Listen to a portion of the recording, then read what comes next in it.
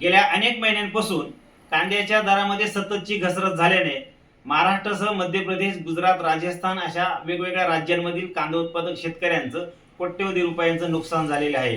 एकीकडे कांद्याचे दर वाढल्यानंतर कधीतरी हे दर वाढतात, अशा वेळी केंद्रातील सरकार कांद्यावरती निर्यात बंदी करणे, कांद्याचं निर्यात शुल्क वाढवणे आणि कांद्याला किमान निर्यात मूल्य लागू करणे अशा विविध उपाययोजना करून कांद्याचे दर नियंत्रणात ठेवण्याचं काम करतं। पण दुसऱ्या बाजूला जेव्हा शेतकऱ्यांच्या ह्याच घामाने कष्टाने पिकवलेल्या कांद्याला उत्पादन खर्चापेक्षा सतत दर मिळत असताना सरकार मात्र गायब झालेलं असतं। आम्ही केंद्राच्या सरकारकडे महाराष्ट्र राज्य कांदा उत्पादक शेतकरी संघटनेच्या माध्यमातून देशातील कांदा उत्पादक शेतकऱ्यांच्या वतीनं अशी मागणी करतोय की आपण जास्तीत जास्त कांदा निर्यात होण्यासाठी निर्यातीवर आता तुरंत सबसिडी आता देण्याची गरज आहे।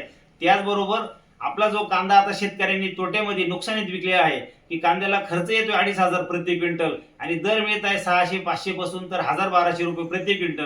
म्हणजे प्रत्येक क्विंटल कांदा विकल्यानंतर एका क्विंटल मागे शेतकऱ्यांचं नुकसान किमान 1,500 पर्यंत होतंय। तर सरकारने किमान 1,000 रुपयाची प्रति शेतकऱ्याला एका क्विंटलसाठी सबसिडी दिली पाहिजे या प्रत्येक विकलेल्या कांद्याला।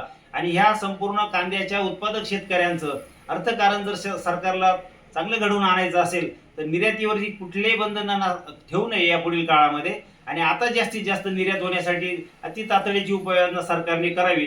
त्याचबरोबर ठरवून जर षडयंत्र करून जे कांद्याचे भाव पडले जातात असं समजण्याच्या इथपर्यंत आता शेतकऱ्यांना आता समज आलेली आहे आणि हे ठरवून भाव पाडल्याच्या सरकारच्या धोरणाला आमचा कडकडून विरोध आहे। आणि महाराष्ट्रातील आणि देशातील कांदा उत्पादक शेतकरी आता नजीकच्या काळामध्ये कांद्याचे भाव हे 3,000 पेक्षा अधिक जर झाले नाही तर राज्यामधील देशामध्ये मोठ्या स्वरूपाचे रास्ता रोको, रेल रोको आंदोलन करतील।